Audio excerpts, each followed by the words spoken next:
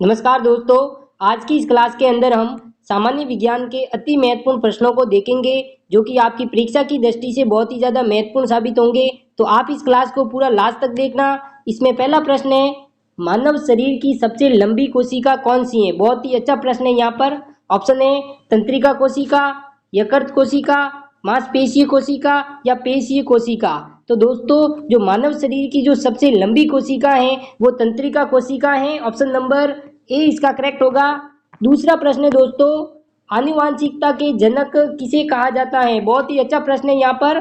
Option है Linnaeus को, S D Müller को, ग्रेगर मेंडल को या फिर सेरिबेलम को।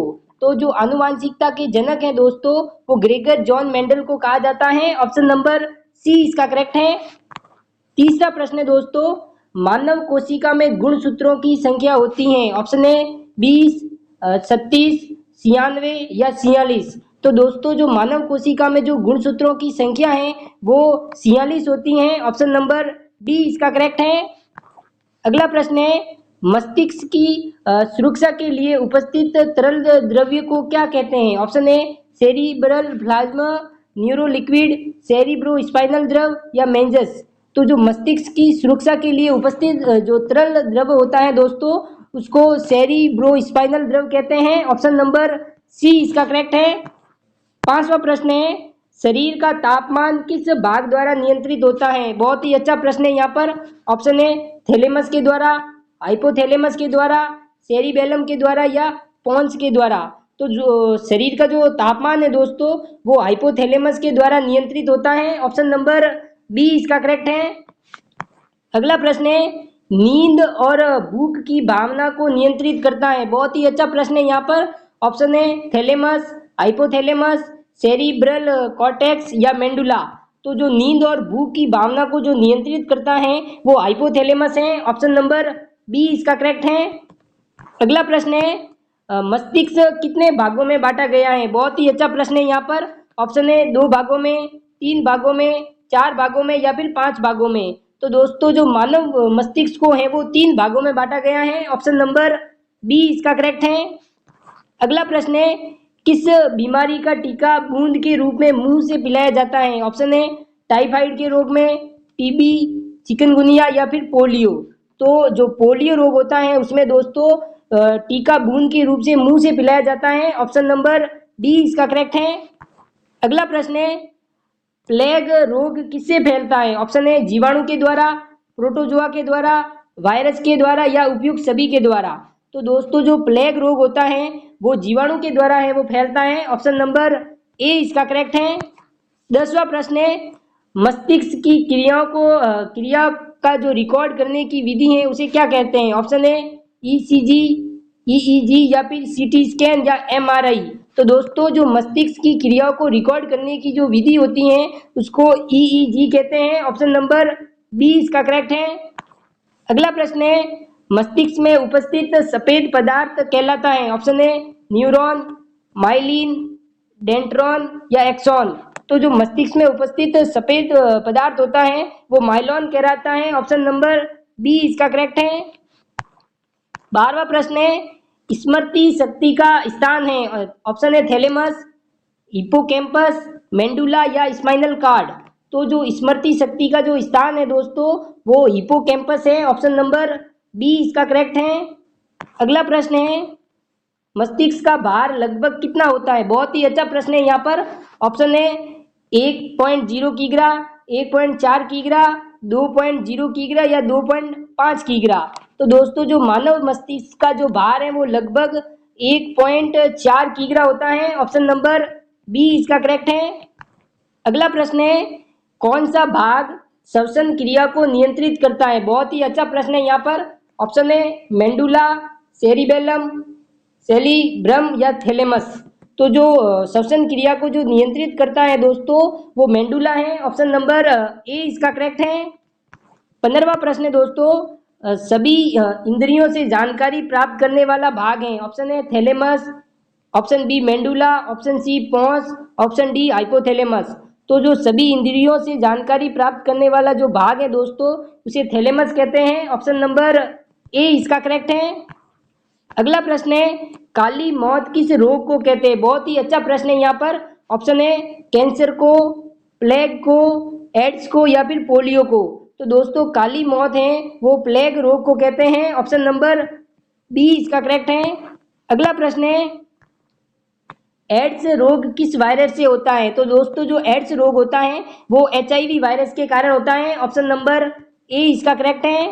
अगला प्रश्न है एड्स नामक बीमारी किससे होती है? बहुत ही अच्छा प्रश्न है यहाँ पर। ऑप्शन है रोगी के साथ भोजन करने से, पानी के द्वारा, रोगी के कपड़े इस्तेमाल करने से या फिर संक्रमित खून सड़ाने से।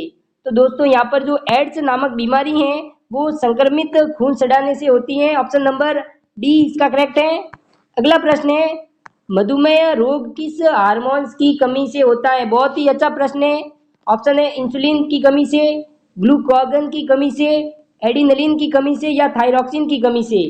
तो दोस्तों जो मधुमेह रोग होता है वो इंसुलिन हार्मोन्स की कमी से होता है। ऑप्शन नंबर ए इसका करेक्ट है। 20वां प्रश्न है रिकेट्स रोग किस विटामिन की कमी से होता है? ऑप्शन है विटामिन ए से, विटामिन बी की कमी से, विटामिन सी की कमी से या फिर विटामिन डी की कमी से। तो दोस्तों जो रिकेट्स रोग होता है वो विटामिन डी की कमी से होता है। ऑप्शन नंबर डी इसका करेक्ट है। अगला प्रश्न है हृदयघात का मुख्य कारण क्या है? बहुत ही अच्छा प्रश्न है यहाँ पर। ऑप्शन है बीपी कम होना, ब्लड में शुगर, धमनियों में अवरोधक या हार्मोन्स की कमी। तो दोस्तों जो हृदयघात का जो मुख्य कारण है वो धमनियों में अवरोध उत्पन्न होना है। ऑप्शन नंबर सी इसका करेक्ट है। 22वां प्रश्न है दोस्तों रेबीज रोग किससे फैलता है? बहुत ही अच्छा प्रश्न है यहाँ पर। ऑप्शन है बैक्टीरिया से, संक्रमित मच्छर से या फिर संक्रमित कुत्ते के काटने से या जल से। तो जो रेबीज रोग होता है दोस्तों वो संक्रमित कुत्ते के काटने के कारण होता है। ऑप्शन नंबर सी इसका करेक्ट है। अगला प्रश्न है पोलियो रोग को फैलाने वाला वायरस है? ऑप्शन है polio virus, dengue virus, influence virus या नोरो वायरस। तो जो पोलियो रोग को फैलाने वाला वायरस है दोस्तों वो पोलियो वायरस है। ऑप्शन नंबर ए इसका करेक्ट है। अगला प्रश्न है कोरोना वायरस किस अंग को प्रभावित करता है? बहुत ही अच्छा प्रश्न है यहाँ पर। ऑप्शन है यकृत को, गुर्दे को, फेफड़े को या फिर त्वचा को। तो कोरोना वायरस होता है दोस्तों वो फेफड़े को है वो सर्वाधिक प्रभावित करता है। ऑप्शन नंबर सी इसका करेक्ट है। 25वां प्रश्न है दोस्तों पानी की टंकी ऊपर से देखने पर कम गहरी दिखाई देने का कारण क्या है? ऑप्शन है पूर्ण आंतरिक परावर्तन के कारण, विवर्तन के कारण या फिर अपवर्तन के कारण। तो दोस्तों जो पानी की टंकी ऊपर से देखने पर कम गहरी दिखाई देती है वो अपवर्तन के कारण होता है। ऑप्शन नंबर डी इसका करेक्ट है। अगला प्रश्न है रक्त कैंसर को क्या कहते हैं? ऑप्शन है ल्यूकेमिया, हाइपरटेंशन, थैलेसीमिया या फिर हेपेटाइटिस। तो जो रक्त कैंसर होता है दोस्तों उसको ल्यूकेमिया कहते हैं। ऑप्शन नंबर ए इसका करेक्ट है।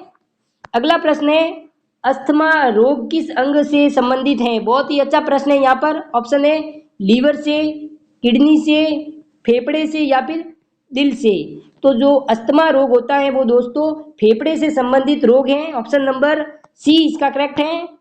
28वां प्रश्न है दोस्तों थैलेसीमिया एक प्रकार का है रक्त विकार, त्वचा रोग, अस्थि रोग या हार्मोनल रोग। तो जो थैलेसीमिया एक प्रकार का है दोस्तों रक्त विकार है। ऑप्शन नंबर ए इसका करेक्ट है।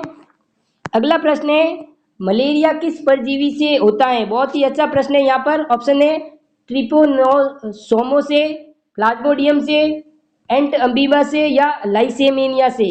तो जो मलेरिया रोग है दोस्तों वो प्लाज्मोडियम से होता है। ऑप्शन नंबर बी इसका करेक्ट है। अगला प्रश्न है टाइफाइड रोग फैलता है? ऑप्शन है दूषित भोजन के कारण, मच्छर के कारण, पसीने से या कीड़े से। तो दोस्तों जो टाइफाइड रोग है वो दूषित भोजन से होता है। ऑप्शन नंबर ए इसका करेक्ट है। अगला प्रश्न है शरीर में सबसे बड़ी ग्रंथि कौन सी होती है? बहुत ही अच्छा प्रश्न है यहाँ पर। ऑप्शन है थायराइड ग्रंथि, यकृत ग्रंथि, अग्नाशय ग्रंथि या फिर पीयूष ग्रंथि। तो दोस्तों जो शरीर में जो सबसे बड़ी ग्रंथि है वो यकृत ग्रंथि है। ऑप्शन नंबर बी इसका करेक्ट है। अगला प्रश्न है रक्त का शुद्धिकरण कहाँ होता है? बहुत ही अच्छा प्रश्न है यहाँ पर। ऑप्शन है यकृत में, फेफड़े में, वक्र में या दिल में। तो रक्त का जो शुद्धिकरण है दोस्तों वो वक्र यानी किडनी के अंदर होता है। ऑप्शन नंबर सी इसका करेक्ट है। अगला प्रश्न है, हड्डियों और दांतों को मजबूत बनाने में कौन सा खनिज उपयोगी है? ऑप्शन है सोडियम, पोटेशियम, कैल्शियम या फिर सल्फर। तो हड्डियों और दांतों को मजबूत बनाने के लिए है वो कैल्शियम तत्व उपयोगी है। ऑप्शन नंबर सी इसका करेक्ट है। अगला प्रश्न है, त्वचा किस प्रकार का अंग है? बहुत ही अच्छा प्रश्न है। यहाँ पर एक प्रकार का पाचन अंग है, उत्सर्जन अंग या स्वेदी अंग है या आंतरिक अंग है? तो जो दोस्तों त्वचा है वो एक प्रकार का उत्सर्जन अंग है। ऑप्शन नंबर बी इसका करेक्ट है। 35वां प्रश्न है दोस्तों, शरीर का जो सामान्य तापमान होता है, ऑप्शन ए है 98.6 degree Fahrenheit, 100 degree Fahrenheit, 96.8 degree Fahrenheit या 97.4 डिग्री फ़ारेनहाइट। तो दोस्तों जो शरीर का जो सामान्य तापमान है वो 98.6 डिग्री फ़ारेनहाइट होता है। ऑप्शन नंबर ए इसका करेक्ट है। अगला प्रश्न है, रक्त में जो लाल रंग है वो किसके कारण होता है? बहुत ही अच्छा प्रश्न है। यहाँ पर ऑप्शन है ग्लूकोज के कारण, प्लेटलेट्स के कारण, हीमोग्लोबिन के कारण या यूरिया के कारण। तो दोस्तों जो रक्त में जो लाल रंग है वो हीमोग्लोबिन के कारण होता है। ऑप्शन नंबर सी इसका करेक्ट है। अगला प्रश्न है, सबसे कठोर ऊतक कौन सा है? ऑप्शन है रक्त, अस्थि, मांसपेशी या तंत्रिका। तो जो सबसे कठोर ऊतक है दोस्तों वो अस्थि है। ऑप्शन नंबर बी इसका करेक्ट है। अगला प्रश्न है, रक्त में ऑक्सीजन कौन ले जाता है? बहुत ही अच्छा प्रश्न है। यहाँ पर ऑप्शन है श्वेत रक्त कण, लाल रक्त कण, रक्त प्लाज्मा या फिर प्लेटलेट्स।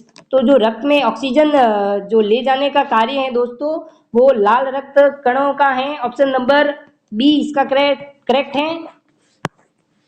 अगला प्रश्न है, पाचन क्रिया की शुरुआत कहाँ से होती है? ऑप्शन है अमाशय से, जठर रस से, मुख से या फिर आंत से। तो जो पाचन क्रिया की शुरुआत है दोस्तों वो मुंह से होती है। ऑप्शन नंबर सी इसका करेक्ट है। अगला प्रश्न है, सबसे छोटी हड्डी पाई जाती है? ऑप्शन है हाथ में, पाँव में, कान में या फिर गर्दन में। तो दोस्तों जो सबसे छोटी हड्डी है वो कान के अंदर पाई जाती है। ऑप्शन नंबर सी इसका करेक्ट है। अगला प्रश्न है, बर्फ का पिघलना किस प्रकार का परिवर्तन है? ऑप्शन है रासायनिक परिवर्तन, भौतिक परिवर्तन, जैविक परिवर्तन या फिर अस्थायी परिवर्तन। तो दोस्तों जो बर्फ का पिघलना है वो एक प्रकार का भौतिक परिवर्तन है। ऑप्शन नंबर बी इसका करेक्ट है। अगला प्रश्न है, लोहे पर जंग लगना कौन सा परिवर्तन है? ऑप्शन है भौतिक परिवर्तन, रासायनिक परिवर्तन, यांत्रिक परिवर्तन या फिर ताप परिवर्तन। तो दोस्तों जो लोहे पर जंग लगना है वो एक प्रकार का रासायनिक परिवर्तन है। ऑप्शन नंबर बी इसका करेक्ट है। अगला प्रश्न है, पानी का उबलना कौन सा परिवर्तन है? तो दोस्तों जो पानी का उबलना है वो एक प्रकार का भौतिक परिवर्तन है। ऑप्शन नंबर बी इसका करेक्ट है। अगला प्रश्न है, हीरे की चमक का कारण है? बहुत ही अच्छा प्रश्न है। यहाँ पर ऑप्शन ए है प्रकाश का संपूर्ण आंतरिक परावर्तन के कारण, प्रकाश के व्यतिकरण के कारण, प्रकाश के परावर्तन के कारण या फिर प्रकाश के अपवर्तन के कारण। तो दोस्तों जो हीरे की चमक का जो कारण है वो प्रकाश का संपूर्ण आंतरिक परावर्तन के कारण है, हीरे चमकता है। ऑप्शन नंबर ए इसका करेक्ट है। अगला प्रश्न है, नमक को पानी में घोलना किस प्रकार का परिवर्तन है? तो दोस्तों नमक को पानी में घोलना एक प्रकार का भौतिक परिवर्तन है। ऑप्शन नंबर बी इसका करेक्ट है। अगला प्रश्न है, प्रकाश का वेग अधिकतम किसमें होता है? बहुत ही अच्छा प्रश्न है। यहाँ पर ऑप्शन है कांच में, निर्वात में, वायु में या फिर पानी में। तो दोस्तों जो प्रकाश का वेग है वो अधिकतम निर्वात के अंदर होता है। ऑप्शन नंबर बी इसका करेक्ट है। अगला प्रश्न है, दही जमना कैसा परिवर्तन है? तो दोस्तों दही जमना वो एक प्रकार का रासायनिक परिवर्तन है। ऑप्शन नंबर ए इसका करेक्ट है। अगला प्रश्न है, अंतरिक्ष यात्री को आकाश कैसा दिखाई देता है? बहुत ही अच्छा प्रश्न है। यहाँ पर ऑप्शन है लाल रंग का, गहरा नीले रंग का, हल्का नीला रंग का या फिर काले रंग का। तो दोस्तों अंतरिक्ष यात्री को जो आकाश है वो काले रंग का दिखाई देता है। ऑप्शन नंबर डी इसका करेक्ट है। अगला प्रश्न है, दूध का फटना किस प्रकार का परिवर्तन है? तो दोस्तों जो दूध का फटना है वो एक प्रकार का रासायनिक परिवर्तन है। ऑप्शन नंबर बी इसका करेक्ट है। अगला प्रश्न है, दृष्टि दोष निवारण में किसका उपयोग किया जाता है? बहुत ही अच्छा प्रश्न है। यहाँ पर ऑप्शन है लेंसों का, दर्पण का, प्रिज्म का या फिर किसी का भी नहीं। तो दृष्टि दोष निवारण में है वो लेंसों का उपयोग होता है। ऑप्शन नंबर ए इसका करेक्ट है। धन्यवाद। वीडियो अगर अच्छा लगा हो तो सब्सक्राइब जरूर करना।